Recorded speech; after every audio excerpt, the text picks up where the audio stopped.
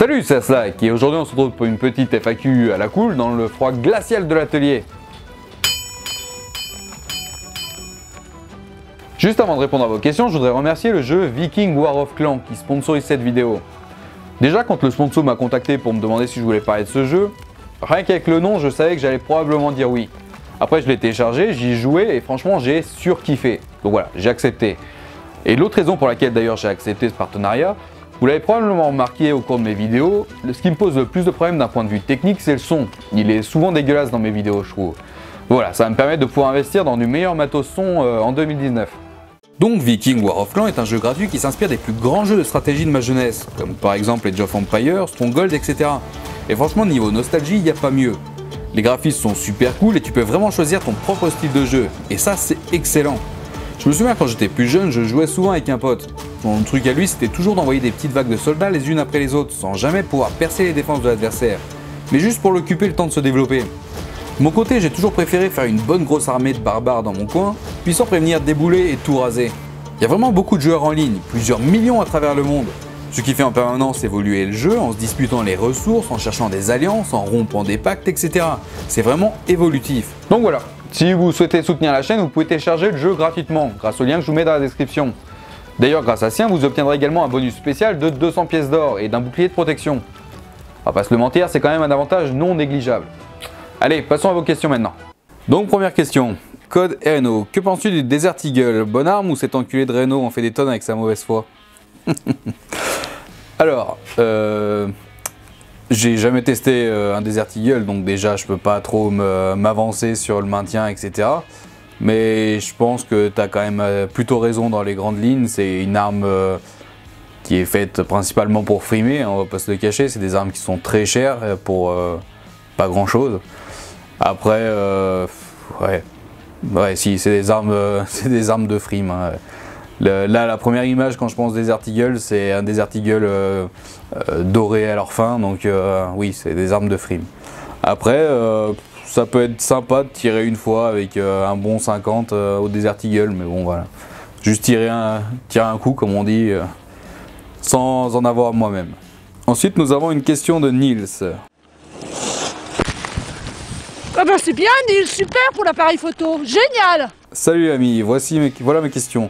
Dans un épisode précédent, tu avais parlé du BO, orthographe à vérifier. Effectivement, c'est pas comme ça que ça s'écrit. Est-ce que ça avance ou est-ce que tu as abandonné?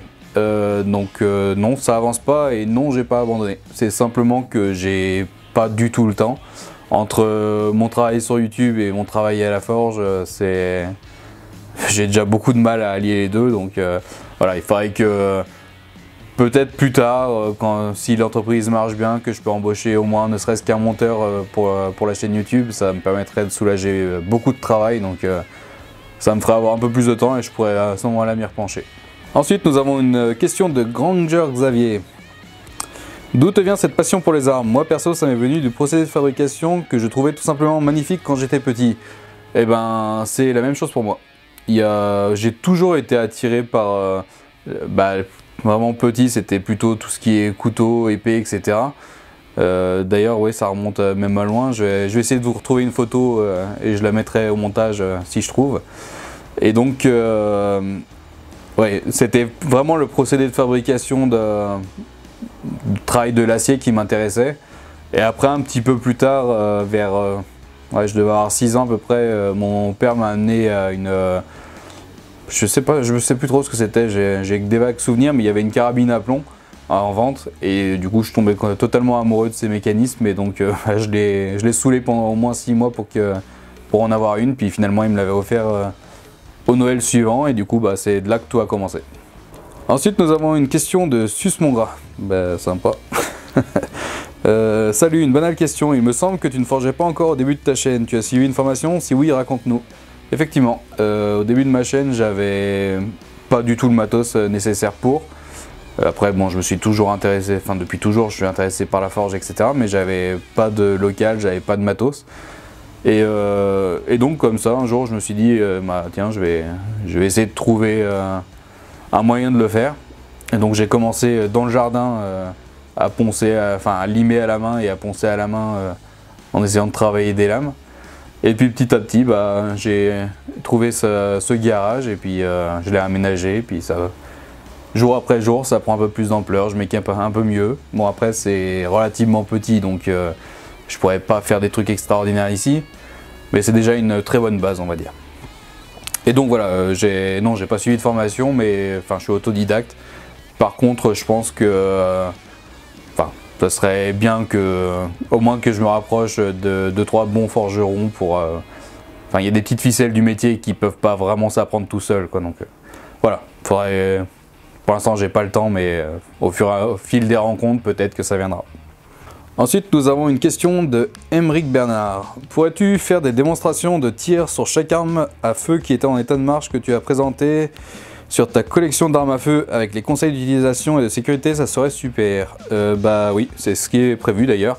J'ai 2 épisodes qui sont écrits, enfin parce que du coup il y a une petite partie histoire, enfin historique, donc ça c'est écrit, notamment sur le Schmidt et le Mosin. Les deux armes que j'ai présentées sont prêtes à tourner. Cependant, mon club de tir veut plus que je tourne là-bas parce que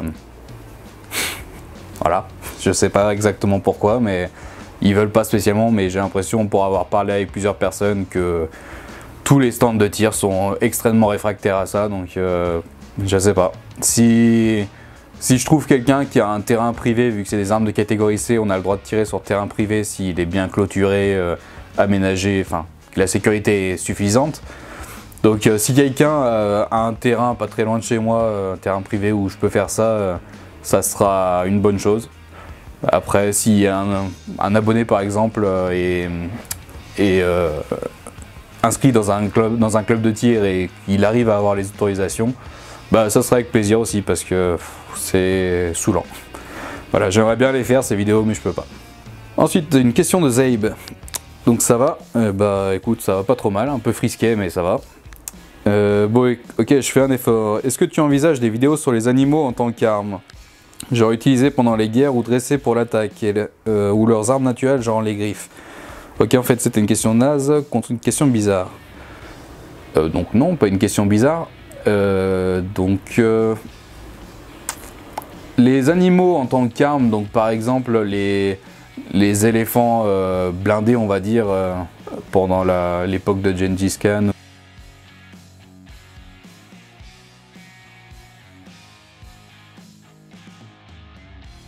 Des choses comme ça, éventuellement. Ou alors il y avait des... Je crois qu'il y avait des rats qui étaient dressés aussi pour transporter des explosifs. Donc voilà, ça peut être intéressant. Après tout ce qui est armes vraiment des animaux, donc les griffes, les crocs, je pense qu'on est un peu hors sujet, donc non, ça rentrera pas dans le cadre de la chaîne. Mais des animaux qui ont été dressés pour le combat, peut-être. Faut que je vois si je trouve des choses suffisamment intéressantes. Ensuite, une question de Jamo Schumacher. Jarno Schumacher. Voilà, de toute façon, vous voyez le nom. Hein. Comment as-tu commencé ta collection d'armes et pourquoi tu t'es lancé sur YouTube? Alors, du coup, j'en ai parlé tout à l'heure de comment j'ai commencé la collection. C'est avec cette fameuse carabine à plomb que j'ai d'ailleurs toujours. Hein. Elle est plus trop en état de marche, mais je l'ai toujours. Et donc tout est parti de là. Après j'ai eu différents couteaux, etc. Puis au fur et à mesure du temps, j'ai eu toujours un peu plus. Et pourquoi je me suis lancé sur YouTube? Tout simplement pour partager ma passion. Ça c'est vraiment la base on va dire. Partager ma passion, donc découvrir d'autres collectionneurs, d'autres passionnés. Échanger sur ce sujet-là parce que personne n'est infaillible. Donc moi aussi je peux être sûr de certaines choses et puis me tromper. Donc c'est pour ça que c'est toujours bien de débattre en commentaire, même si j'ai pas toujours le temps de répondre à tout le monde. Hein. Donc voilà, c'est surtout pour partager ma passion, puis essayer tout simplement aussi d'apprendre le peu que je sais à d'autres personnes. Voilà, et j'espère d'ailleurs que ça marche, que vous apprenez des choses, hein. Que je fasse pas tout ça pour rien. Ensuite, une question de Erwin Dartiail. Faites un effort sur vos pseudos, bordel. À quand la vidéo avec un autre collectionneur d'armes? Et sinon, c'est quoi ton prénom? Donc, concernant mon prénom, je l'ai déjà dit, je crois que c'était dans la première FAQ ou une autre vidéo, je sais plus. mais je crois que c'était la première FAQ. Et sinon, pour des vidéos avec d'autres collectionneurs d'armes, justement, les OP, ça m'aide aussi à ça, parce que j'ai eu quelques réponses suite à l'appel que j'ai lancé. Mais c'est éparpillé à travers la France, même en Suisse et en Belgique. Donc voilà, ça coûte cher d'aller voir un peu tout le monde un peu partout. Donc pour l'instant, j'ai fait une liste, je regroupe dès que j'ai 2-3 personnes dans la même zone, j'y vais et je fais les tournages des 3 en même temps. Voilà, mais pour l'instant, j'ai une personne qui est en train de se valider parce qu'elle est pas très loin de chez moi, donc je peux faire cette vidéo là toute seule. Donc ça sera probablement courant janvier, je pense. Pareil, par contre, je sais pas exactement quand elle sortira, peut-être, ça sera en début d'année de toute façon. Et j'ai un autre abonné avec qui il y a plusieurs vidéos de prévues, mais ça sera début d'été, je pense, plutôt en juin, parce qu'il a une collection de malades, donc il y a de quoi faire vraiment, donc j'ai hâte aussi de faire ces vidéos. Ensuite, une question de Godkarai Corazon. Nous feras-tu des vidéos de forge de tes couteaux et autres? C'est le genre de contenu toujours instructif et sympa à regarder. Donc oui, c'est prévu, bien évidemment. Le problème pour l'instant, c'est toujours le temps d'arriver à tout combiner en même temps. Parce que les vidéos ateliers sont beaucoup plus difficiles à monter. On dirait pas comme ça, mais en fait, pour trouver un rythme intéressant pour que la vidéo reste sympa à regarder tout le temps, c'est pas si facile que ça. La vidéo de forge que j'avais fait sur la restauration de l'épée, c'est un ami qui l'avait montée, qui est bien meilleur monteur que moi. Donc là voilà, ça valait le coup. Mais ouais, tout seul, faut que j'arrive à prendre encore le coup de main. Donc pour l'instant, c'est pas, j'en ai plein de prévus des vidéos à l'atelier. Il y en a même qui sont en cours de tournage. Hein. Mais voilà, ça viendra en courant 2019. De toute façon, il y aura plein de nouvelles choses et ça en fera partie. Ensuite, une question de Psychomatose. Y aura-t-il d'autres présentations insolites de sports similaires au lancer de hache? Ou même donner ton avis sur les néo-gladiateurs de la Unified Weapon Master? Sinon, continue comme ça, car à chaque vidéo sortie, je me régale. Et ben merci. Donc oui, il y aura d'autres vidéos sur des sports insolites. Disons que par ici, on ne peut pas faire vraiment des sports insolites en allant dans des infrastructures comme j'ai fait pour le lancer de hache. Mais il y aura des présentations de sport, que ce soit en club ou alors moi personnellement, je sais pas, dans la forêt ou un truc comme ça, j'essaierai de me débrouiller. Après par contre, oui, j'ai découvert au fur et à mesure de mes recherches des sports, c'est à la moitié des sports et à la moitié des rites de passage à l'âge adulte dans plusieurs tribus différentes. Et c'est assez intéressant je trouve, donc je pense qu'il y aura des vidéos dessus, il faut que je trouve le bon format, mais je pense qu'il y a moyen de faire un truc sympa. Ensuite, une question de Skysword 8030. On trouve très peu de vidéos explicatives sur le maniement des armes. Tu comptes faire une série là-dessus? Non, je pense pas. Parce que du coup, moi je manie les armes depuis que je suis gamin. Et l'expérience m'a montré, justement, j'ai lu plein de livres, regardé pas mal de vidéos, des DVD, etc. Le maniement d'armes, c'est pas comme apprendre à dessiner ou quelque chose comme... Enfin si, c'est la même chose d'ailleurs. Pour apprendre à dessiner, il faut dessiner beaucoup. Donc pour le maniement d'armes, il faut beaucoup manier les armes. Donc regarder quelqu'un qui manie une arme va pas t'aider à apprendre, je pense. Il faudrait vraiment que ça soit quelqu'un qui, à côté de toi, qui t'explique en temps réel. Non, là, tes jambes sont pas bien positionnées, tourne un peu ton bassin dans ce sens-là, etc. quoi. Donc je pense pas qu'une série sur le maniement d'armes soit intéressante. Après, en illustration dans une vidéo, pourquoi pas, mais pas une vidéo spécialement là-dessus. Ensuite, une question de Couillon Forever. Putain, vos pseudos les mecs. D'où provient ta passion? Du coup, ça, je l'ai expliqué tout à l'heure. Hein. Quand as-tu eu l'idée de vouloir en faire ton métier? Tu penses que ton métier, celui de la création-rénovation d'armes, survivra? Sinon, continue, tu fais du super taf. Eh ben, merci. Déjà, en fait, mon métier de la création-rénovation d'armes, comme tu dis, est venu après YouTube. Je me suis lancé sur YouTube, j'étais au chômage. Enfin, j'étais au RSA, je touchais pas de chômage. D'ailleurs, je touche toujours le RSA parce que je peux encore pas en vivre de tout ça. Donc voilà, je pense que la forge toute seule, c'est compliqué d'en vivre. Je pense que YouTube tout seul, c'est compliqué d'en vivre. Mais en alliant les deux, je pense que il est possible que j'arrive à finir par me dégager un salaire. Donc pour l'instant, c'est encore loin d'être le cas. Hein. Comme j'ai dit, je suis toujours au RSA. Mais bon, petit à petit, j'espère que d'ici quelques mois, ça commencera à aller mieux. Voilà, parce que c'est... Enfin, on m'a déjà dit, bah, pourquoi tu ne trouves pas un travail même à mi-temps à côté? J'ai déjà pas assez de temps pour faire tout ce que je fais. Donc je peux pas trouver un autre travail. Pour moi, mon travail, c'est ça, quoi. C'est pour ça que je m'y mets à 100%, c'est pour ça que j'essaie d'avoir un contenu régulier. Voilà. Donc je pense que les deux peuvent survivre ensemble. Ensuite, une question de inventorious.co. Tu as parlé dans ta présentation de tes armes blanches, de reproduction d'armes que tu utilisais. Existe-t-il des clubs d'escrime médiéval? Bah oui. Oui, il y en a... Enfin, ici en Savoie, il y en a quand même pas mal. Après, je pense qu'il y en a un peu partout en France. Cherche à côté de chez toi. Rien que sur Google, hein, tape club d'escrime médiéval et puis le nom de ta ville et tu trouveras forcément quelque chose. Ensuite, nous avons une question de domotique. Avec quel youtubeur ou personnalité aimerais-tu faire une collaboration? Il y a pas mal de youtubeurs avec qui, ou de vidéastes avec qui j'aimerais faire des collabs.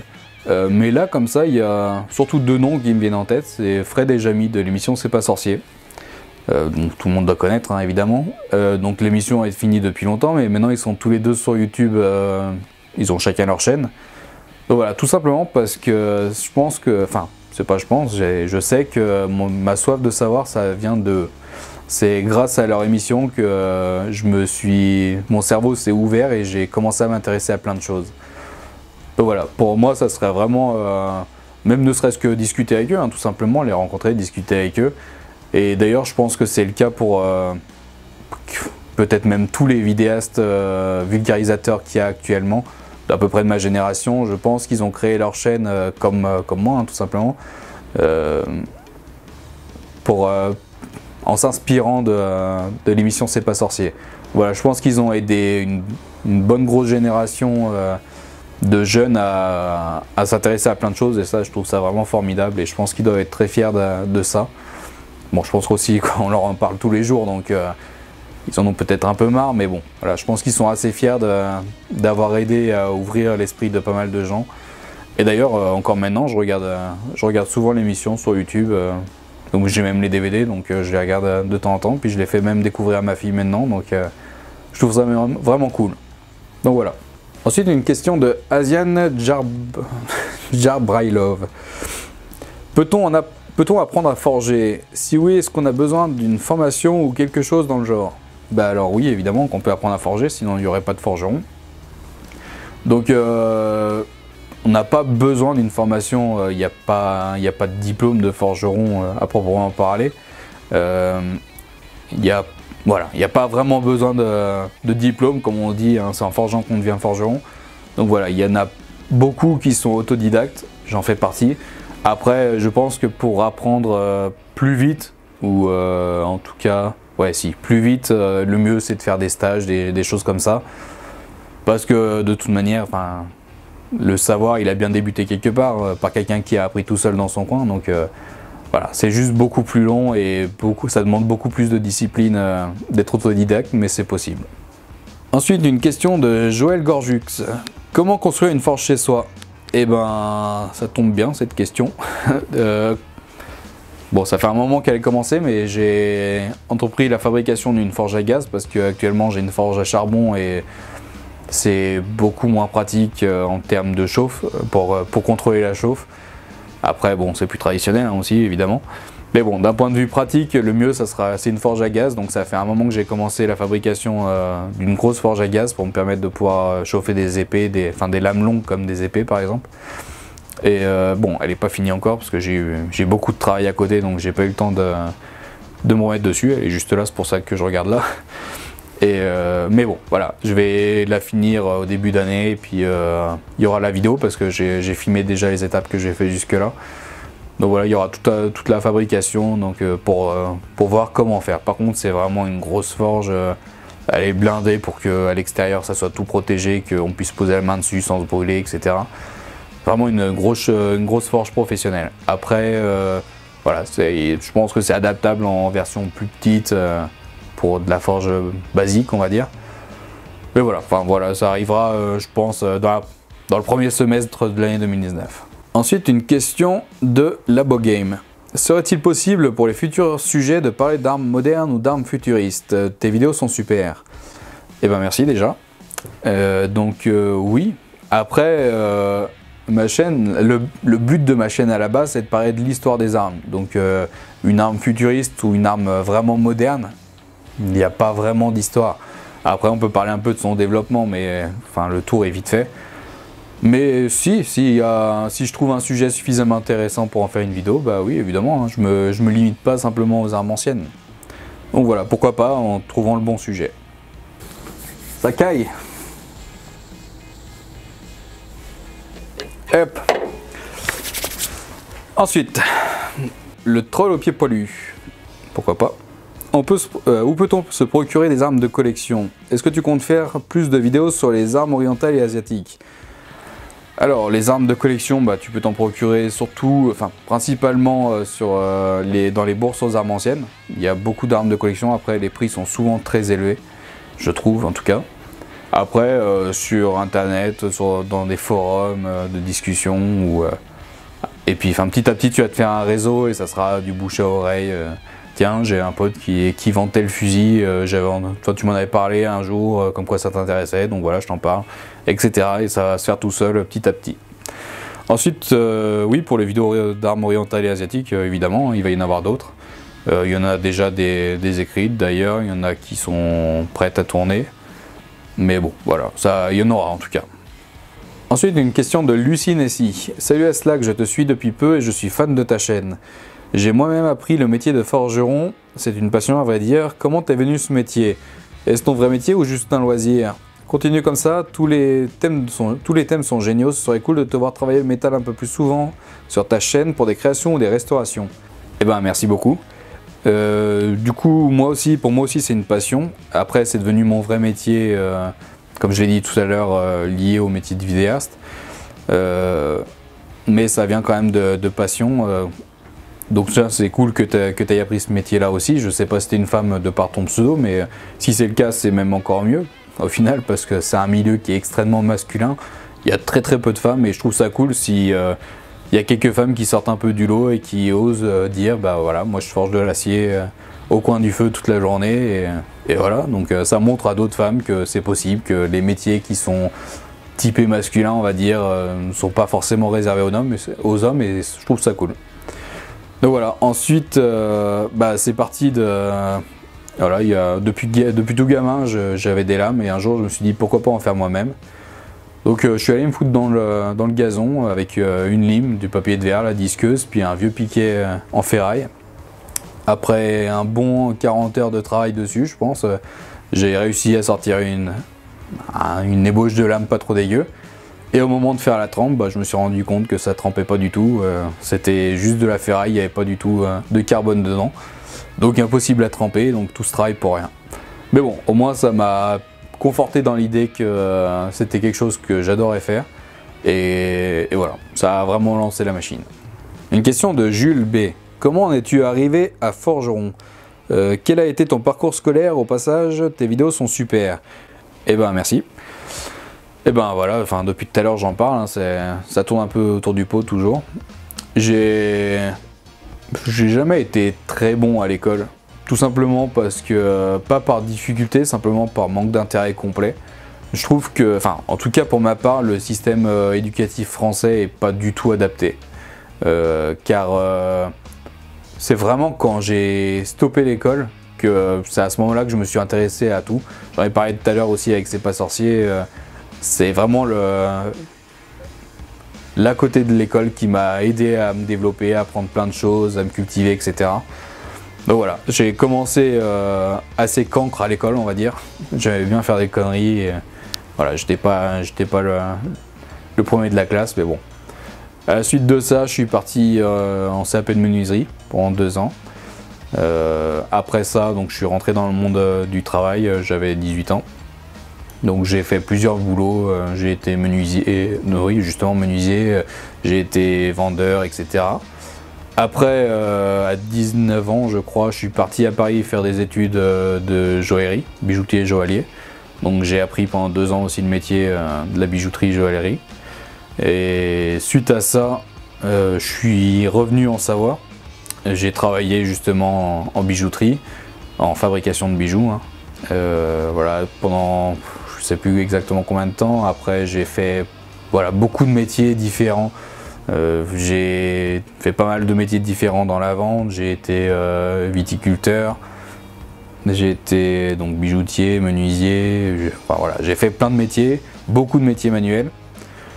Et puis voilà, après finalement, suite aux aléas de la vie, j'ai bougé un peu partout en France aussi et je suis revenu ici il y a quelques années maintenant, 3-4 ans. Et à ce moment-là, je me suis retrouvé donc au RSA, comme j'ai dit tout à l'heure, et je me suis dit bon, je fais quoi? Et je regardais pas mal de vidéos YouTube, de beaucoup de vulgarisateurs, etc.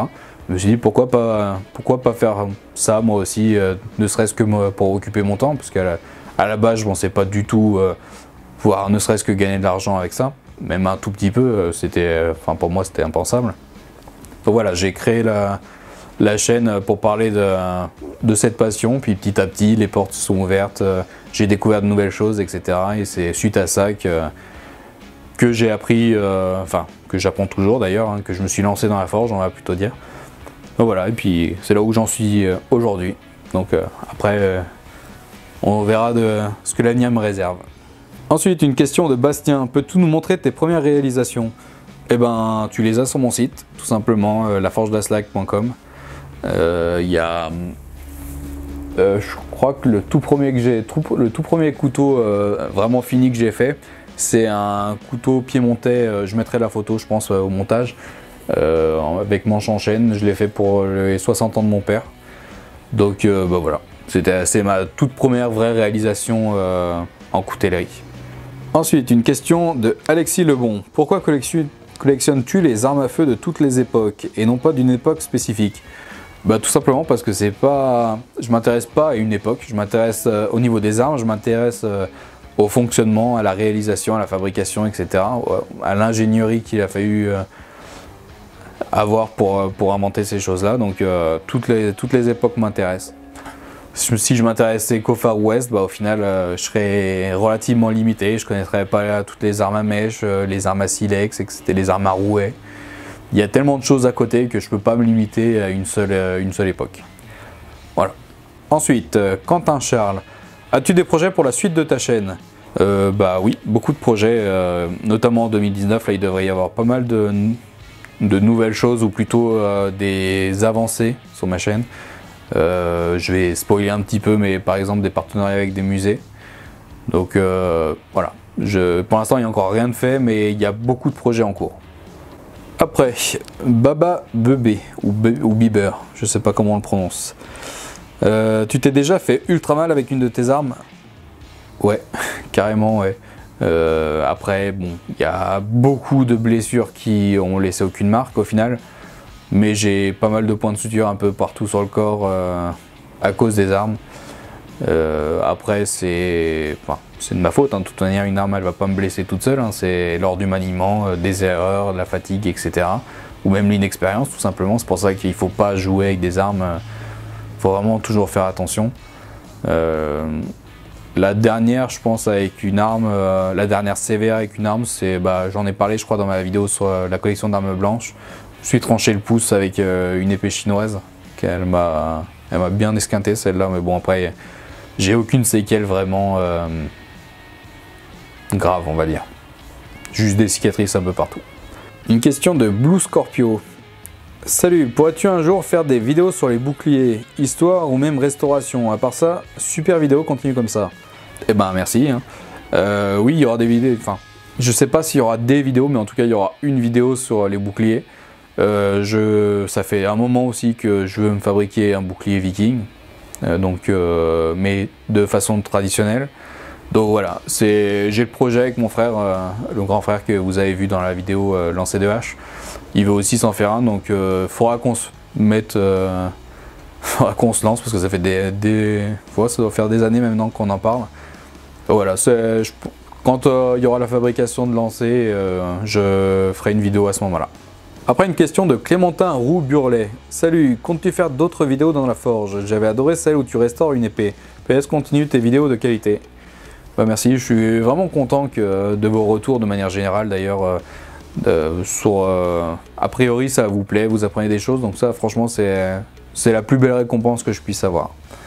Donc oui, j'en ai parlé tout à l'heure je crois, il y aura d'autres vidéos à l'atelier à partir de 2019.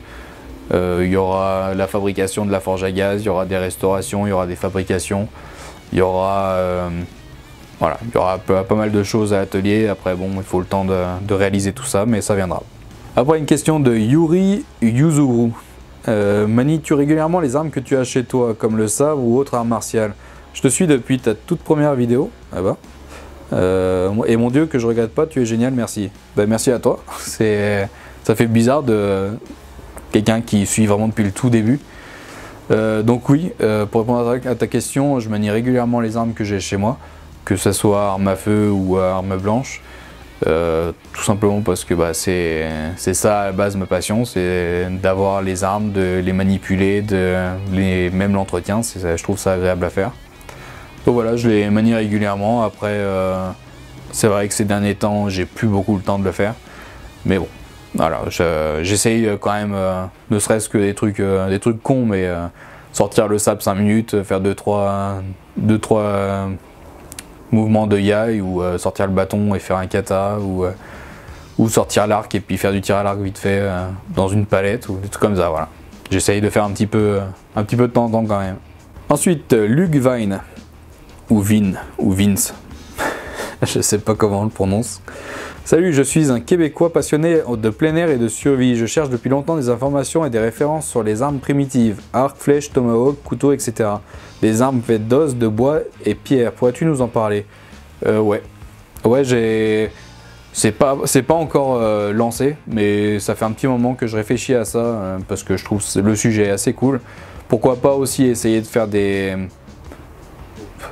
espèces de tutos de fabrication ou vraiment détailler les techniques. Faut que je réfléchisse encore un peu le sujet, mais ouais, j'aimerais bien faire ça aussi. Ensuite, Kevin Da Silva Lima. Où en est le business? Est-ce la raison de ta longue absence? Ouais, bah voilà, exactement. Donc il y a eu à peu près un an d'arrêt. Donc là j'ai repris, ouais c'est ça. De été 2017 à été 2018 à peu près, la chaîne était au point mort.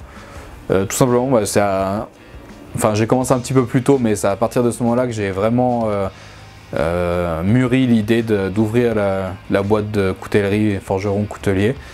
Donc c'est à ce moment-là que j'ai commencé à m'équiper, que j'ai cherché le local, que j'ai préparé tout ça et j'avais vraiment plus du tout le temps de faire des vidéos. Donc voilà, je me suis vraiment investi là-dedans pour pouvoir rouvrir l'entreprise, ce qui a été fait le jour de mes 30 ans, le 7 juillet de cette année. Donc voilà, c'est à cette époque-là, c'est à ce jour-là aussi que j'ai repris la chaîne. En gros, à mes 30 ans, bah, j'ai ouvert mon entreprise de forgeron coutelier, j'ai repris la chaîne, tout s'est relancé. Donc voilà, j'espère que ça tiendra le plus longtemps possible. Peut-être même jusqu'à la fin de ma vie, ça serait cool. Peut-être plus sur YouTube, parce que bah, je sais pas si YouTube existera encore, mais il y aura d'autres moyens d'échange, etc. Donc voilà. Je profite juste de cette question pour faire un petit point placement de produits et OP. Je me suis lancé en faire, comme beaucoup de vidéastes qui essayent d'en vivre. Je fais le point là-dessus parce que j'ai vu la vidéo de Vodka de la Redbox là, il y a quelques jours. A priori, il a fait une OP de 10 000 € il y a quelques temps et qui est mal passée. Enfin bref, c'est pas le débat. Je fais le point tout simplement parce que j'ai eu des retours comme quoi, bah voilà, maintenant je m'étais lancé à faire des OP, donc je me remplissais les poches, mon train de vie allait changer, etc. C'est loin d'être le cas. Sur les OP, c'est pas du tout équilibré, c'est normal, il se base sur les statistiques. Donc voilà, ça dépend beaucoup du nombre d'abonnés, du nombre de vues, de l'influence que les vidéastes ont. Voilà, à mon niveau, je gagne sur une OP, je gagne beaucoup moins qu'un RSA, par exemple, pour vous donner un ordre d'idée. Voilà, je suis loin de pouvoir me remplir les poches et voilà, j'ai une entreprise à faire tourner, j'ai des frais, j'ai des projets vidéo qui coûtent des ronds, j'ai du matos à acheter, etc. Donc voilà, tout ce que je récupère dans les opérations de genre, bah, ça va tout de suite injecté dans la boîte. De toute manière, je sors rien pour moi. Donc voilà. Ensuite, une question de Damjan Tomasevic. Salut, tout d'abord merci pour tes vidéos que je trouve de plus en plus riches en informations. Penses-tu traiter uniquement le sujet sur les armes ou t'orienteras-tu vers le vaste et riche sujet des armures, la mêlée, code de maille, etc. des différentes civilisations? Bon courage pour la suite. Et ben oui, effectivement, c'est un sujet très vaste et très riche. Et donc oui, le thème principal de la chaîne c'est les armes, mais tout ce qui est c'est lié aux armes, on va dire. S'il n'y avait pas d'armes, il n'y aurait pas besoin d'armure. Donc oui, j'en parlerai. Je sais pas à quelle fréquence j'en parlerai, combien de vidéos je ferai sur le sujet, mais j'en parlerai parce qu'il y a pas mal de trucs intéressants, pas mal de choses intéressantes à dire dessus, pas mal de techniques de fabrication. Ça fait des années aussi que je fais de la côte de maille, donc ça peut être intéressant de faire quelques explications en vidéo. Donc voilà, je sais pas quand, mais pourquoi pas. Ensuite, Franck Pajot. Pain au chocolat ou chocolatine? Bah tout simplement, il n'y a pas de débat pour moi, c'est pain au chocolat, basta. Andy Pugliese. Je suis vraiment désolé si j'écorche vos noms, vos pseudos, etc. C'est pas toujours facile de savoir comment vous le prononciez. Salut, pourquoi tu ne ferais pas une série sur comment bien entretenir des armes, blanches ou à feu? Eh ben... pourquoi pas, mais je sais pas si c'est vraiment intéressant. Donc bah dites-moi en commentaire si ça vous intéresserait ce genre de vidéo. Après il n'y en aura pas 10 000 je pense, parce qu'on a vite fait le tour au final. Enfin, entretenir une lame, bah, toutes les lames se feront de la même manière. Pareil pour les armes à feu, après ça a changé un peu sur la poudre noire et la poudre moderne. Mais bon, dans l'idée, voilà, il y aurait peut-être 2 ou 3 vidéos grand max, mais je sais pas si ça vous intéresserait vraiment. Donc n'hésitez pas à me dire dans les commentaires si ça peut vous plaire ce genre de vidéo. Ensuite, on a une question de Cynthia ELRS. Salut, à quand un meeting avec tes abonnés? Eh ben, c'est une bonne question, parce que moi aussi j'ai envie de vous rencontrer. Donc, pour l'instant, j'ai qu'un seul événement de prévu. Je suis invité à un festival en début d'année et ça se passera à Lyon. Donc, je vous donnerai les détails en temps voulu, parce que pour l'instant, c'est pas encore annoncé. Donc voilà, pour l'instant, il n'y a que ça qui est prévu. J'aimerais bien participer à plus de conventions, de choses comme ça. Après, j'attends qu'on m'invite, hein, tout simplement. Donc voilà, plus la chaîne va monter, plus je serai répertorié, plus il y aura d'abonnés, plus on parlera de moi, etc. Et du coup, plus les organisateurs de conventions entendront mon nom et chercheront à m'inviter. Donc voilà, pour l'instant, c'est encore un peu mou, on va dire, mais petit à petit, j'espère que pouvoir vous rencontrer un peu plus. Et ensuite, on est à la dernière question de... Oh putain, le pseudo, il s'est lâché pour la dernière. Rakondo Drafara Ena Nambinin Soa. Eh ben, merci à toi. Quel est ton couteau préféré? Eh ben, on finit sur une bonne question. Je serais tenté de dire les miennes, hein, évidemment. Les miens de couteau, mes lames. Mais bon, si on exclut ça... j'aime bien toutes les lames. Après, j'aime pas les saloperies qu'on trouve à Carrefour à 2 balles. Voilà, c'est des lames de merde. Pour moi, c'est même pas du couteau. Ouais, ça vaut rien. Après, en termes de travail de forgeron, je trouve que tout a un intérêt. Après, je suis savoyard et le couteau de cette patrie, c'est l'Opinel. Donc voilà, depuis que je suis tout gamin, j'ai grandi avec des Opinel, j'en ai perdu plusieurs, j'en ai cassé pas mal, parce qu'on faisait les cons avec mon grand frère, on a planté des milliers dans des arbres, à s'entraîner au lancer de couteau avec des Opinel. Donc voilà, dans mon cœur, ça reste l'Opinel, le couteau emblématique. Voilà, j'ai grandi avec ça, tous les anciens avaient leur propre Opinel dans leur poche, il n'y avait personne d'autre qu'eux qui pouvait les utiliser. Ils servaient à tout, à manger, à couper de la corde, à creuser dans le sol, ils servaient vraiment à tout. Voilà, c'est mon couteau de cœur, quoi. Donc, et en plus, j'habite vraiment à côté de l'usine maintenant, et puis À l'époque, oui, c'était un atelier plutôt au tout début.